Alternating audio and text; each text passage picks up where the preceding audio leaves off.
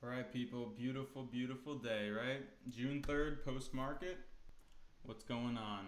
Opening bell just rang about 1 minute ago, and we got a lot to talk about, a lot to cover today, all right?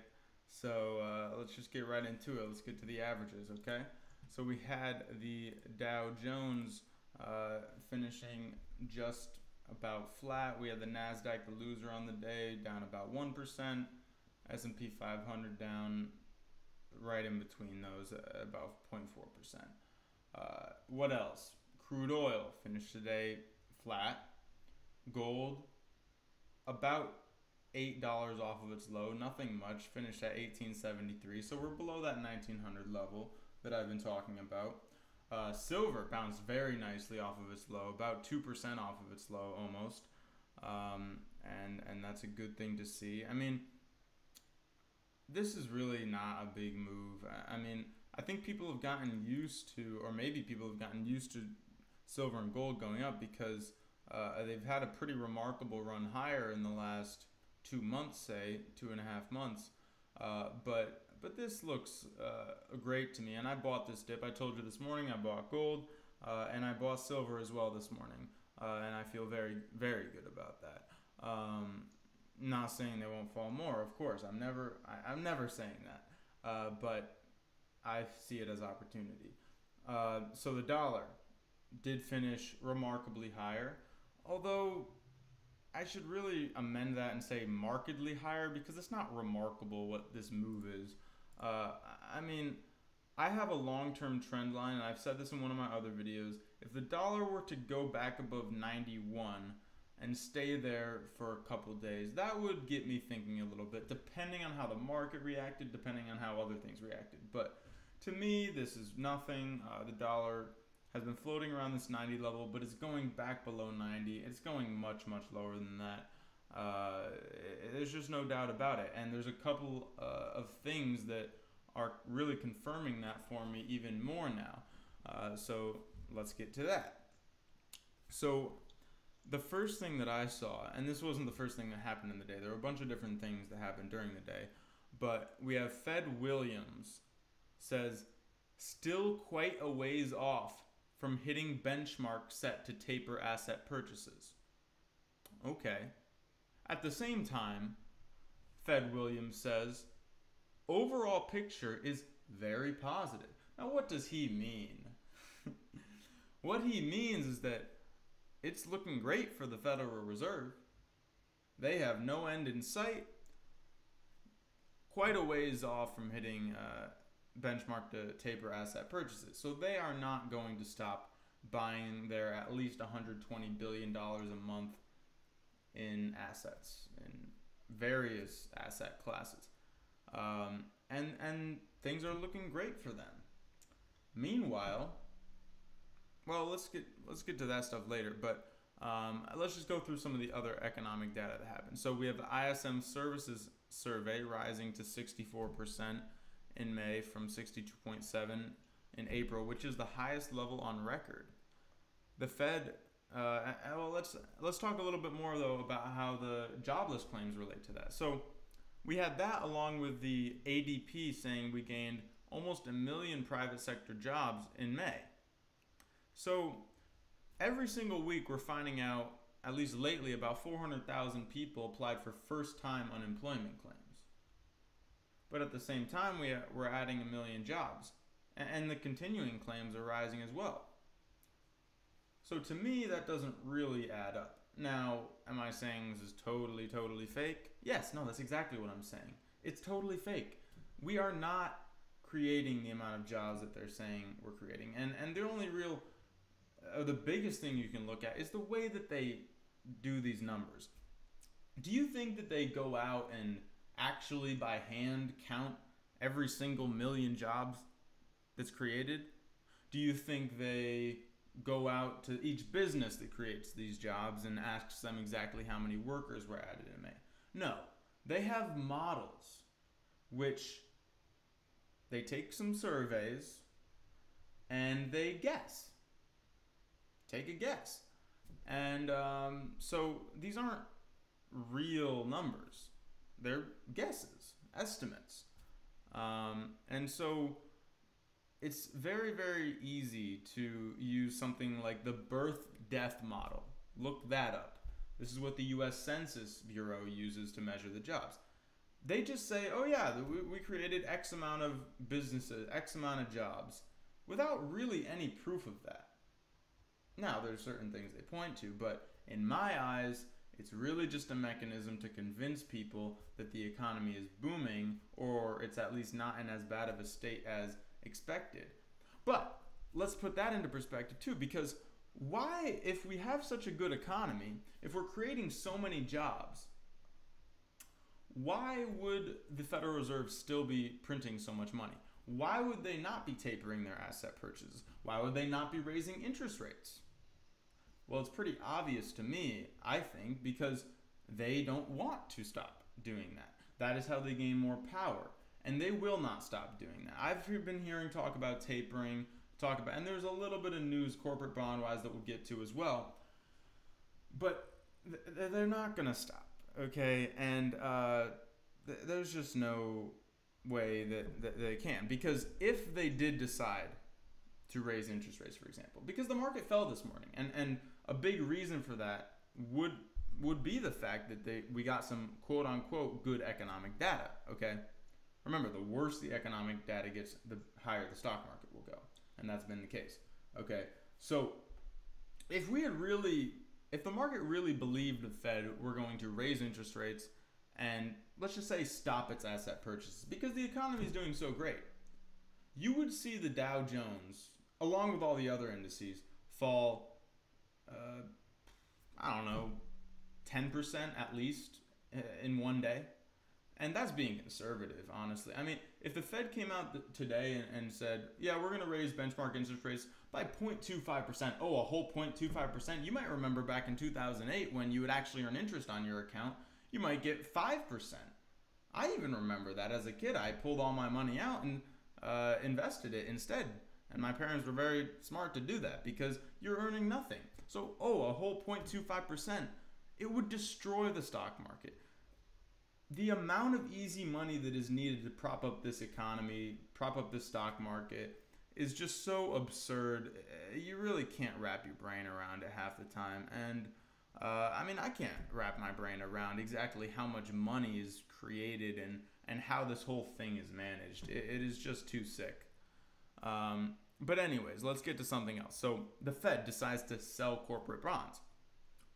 I went through this a little bit and I said, okay, what really is going on here? Now, they said, we might sell up to $13 billion in corporate bonds.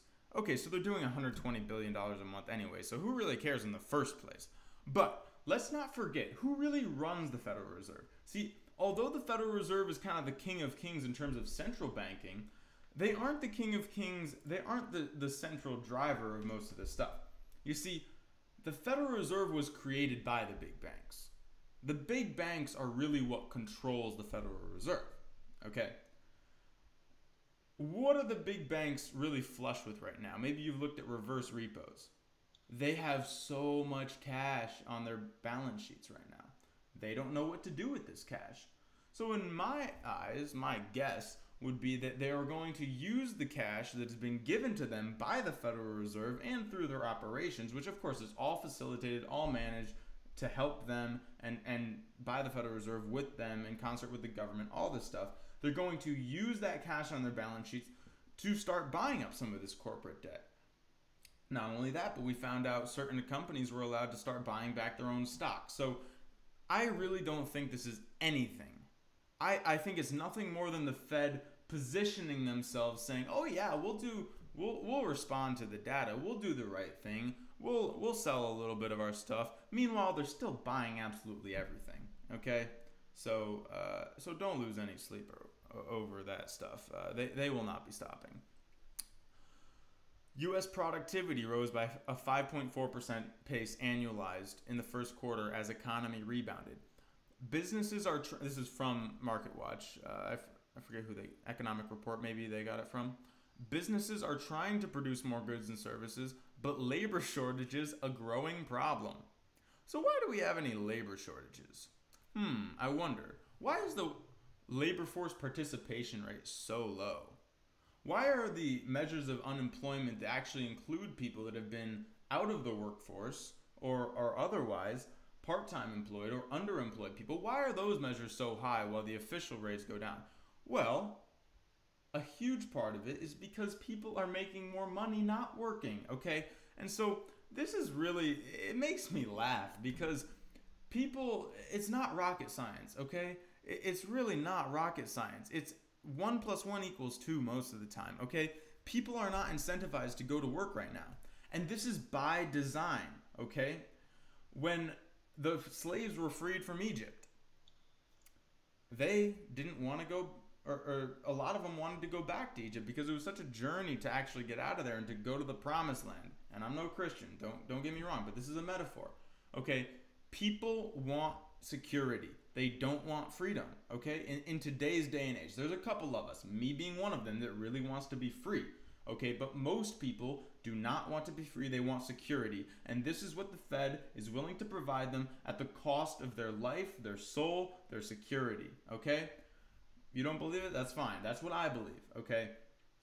It just makes too much sense to me in this thing where it's so obvious that the people are disincentivized to go to work, but we have all these people coming around saying, oh my God, what's going on? Why aren't people working? Maybe that has a little something. No, it's everything. And everything else too. People being mentally unhealthy, okay? People, when they're out of work, they start developing addiction, mental health, and that makes it all the harder to go back to work as well. So it's just a really, really sad situation to be in. And if you have any questions on that, please, please, please leave me a comment. I am more than happy to talk about that because it's a very, very deep topic, and I did not even scratch the surface on that for now. Okay, so please, please, please leave me a comment on my website, on my YouTube. I will respond to it very happily. Again, on this same stuff, we had Federal Reserve Kaplan coming out saying economy's supply issues may be structural. Monetary policy is not well equipped to deal with them. Well, he's honestly exactly right. It is a structural issue. The economy is not being allowed to restructure itself. It has been in a negative, bad structure for all of these issues that we're talking about for over a decade, for much longer, for over 100 years, really, but it's gotten much worse since the 2008 crash. Structurally, the Federal Reserve has destroyed the economy. It's destroyed interest rates. It's destroyed investment. I mean, zombie companies, look that up. So the economy is not allowed to restructure itself. Every time it tries to restructure itself, the Fed comes in and buys it all. And that's the same thing that we witnessed in the stock market. The stock market was down earlier. Okay, the Dow finished flat. Every single dip in this market is being bought up. Why? Why isn't the market allowed to correct to fair value? Because the monetary policy, the structure, will not allow it. So the Federal Reserve is very happy with this. You know, this is exactly what they want. Okay, so only one more thing that I want to cover, and this is on the topic of gold and silver. So gold and silver got hit today from this positive economic news, blah, blah, blah. Of course, oil finished today positive. And I get, okay, oil is what we use in the economy. Everything's made with oil, and gold and silver are these risk-off assets, whatever. Apart from that, gold and silver got hit by, it seemed, by this jobless claims data and some of the other points that came out, along with the ADP stuff. But what did Russia do today? Russia sells all of its US dollar assets and buys precious metals, euros, and yuan, or that's like what they're planning to do. So, I mean, to me, that's great news. Not that Russia's becoming more powerful, although honestly, if I had to guess, Russia's more honest than the US these days. I mean, at least they tell you what the fuck they're doing, right? I mean, we have no truth in this society anymore, but there's no truth in Russia either. I mean, every government. So, but that's telling you kind of the plan of Russia, and they've been acquiring gold and other stuff for a long time, especially since 2008, preparing for this next reset. Because a lot of you might not know this, but the Federal Reserve is backed by gold. The US dollar is backed by gold still. There is a shadow gold standard in the US right now. Okay? And who really clued me into this? Look at the book Currency Wars by Jim Rickards, okay? In that book, he talks about a meeting that he had with, I think, somebody from the US Treasury, right? So the US Treasury, in concert with the Fed, has 8,000 tons of gold, which is marked to book at a price of whatever, but the price is a fraction of what gold is at today, right? If you reprice that gold, the percent which it backs the balance sheet of the Fed becomes much larger. It becomes to an extent that the Fed is actually liquid, at least according to the reserve requirement. I know this is getting a little deep into the economics of it, but basically what I'm saying is there's a shadow gold standard. Gold is still the asset that central banks around the world, China, Russia, Turkey, US, and even European countries still hold substantial quantities of gold. Now, they try to convince you in the mainstream with Ben Bernanke a long time ago coming out and saying it's a relic, blah, blah, blah. It has no role in the monetary system. Why are they still holding that? Why are they still holding thousands of tons of gold? Think about it, okay? And I could do a much longer video on that, but that's just to get the ball rolling, because I know it's a deep topic and it's honestly hard to wrap your brain around. I still can't wrap my brain around how they manipulate all this money around, but just know central banks are heavy into gold, and that is one of the assets that is going to really start to get money flowed into it when a lot of this stuff starts crumbling, and it already will. As I said, I'm buying this stuff in physical form and in the market right now. I do think it's going higher, but that being said, I'm also in energy and financials heavy as well. So I think that's enough for this video. This was a very, very long video, but I think I covered a lot of really, really important stuff. You know, this is a deep dive right here, and I'm loving it. I mean, this is good, and I really can't wait to get back to it. I'm feeling great. You know, and I think I'm gonna do a post once this is all over on how I'm doing with this Lyme disease, because literally I found I had it 2 days ago. I got bit by the tick probably a week and a half, 2 weeks ago. And I think what happened really is I stayed up very late one night, and then my immune system got suppressed, and then it was allowed to manifest itself. But instantly got back on the ball. I'm doing a lot of different stuff that I want to let all you know about, because you are so much more powerful than you think, not just in all these, you know, in every way you are, but specifically as it relates to healing yourself. On every level, you are much more powerful, and I have absolutely no doubt in my mind that I'm going to be able to beat this Lyme disease utterly and completely. I mean, look at me. Most people do weeks of antibiotics on this shit. They feel like terrible. Their digestive system gets fucked. Their whole microbiome gets messed up. Me, I am loving it. I mean, I really couldn't be. I almost feel better than I have before, because it prompted me to actually eat a little better, you know, and to do some better stuff, get some better sleep. So yeah, this is great stuff, and I really can't wait to do that. It's going to be posted on my website. It's going to be a nice article. I'm going to go through everything I did, all my thought processes, people I've known that have had Lyme, why the antibiotics aren't really what I want to reach for unless I have to, but why I really don't think they're what you want to use. Chronic Lyme disease, I'll run through everything there. I love that stuff too. I love it almost more than the market, really. I don't even think the market is my ultimate purpose. It's really just a mechanism to acquire the money to do what I really want to do. And I want that to be that for you. I don't want it to be hard, you know, and this is why I do the videos, all right? So, again, you know, thank you for watching. This has been a freaking awesome video. I can't wait to get back to it tomorrow. I will see you then. Please like, share, subscribe, do everything. I mean, leave a comment, ask me a question. I know you guys, how can you not have some questions? I have some questions after doing this video, right? I don't know what the fuck I was saying.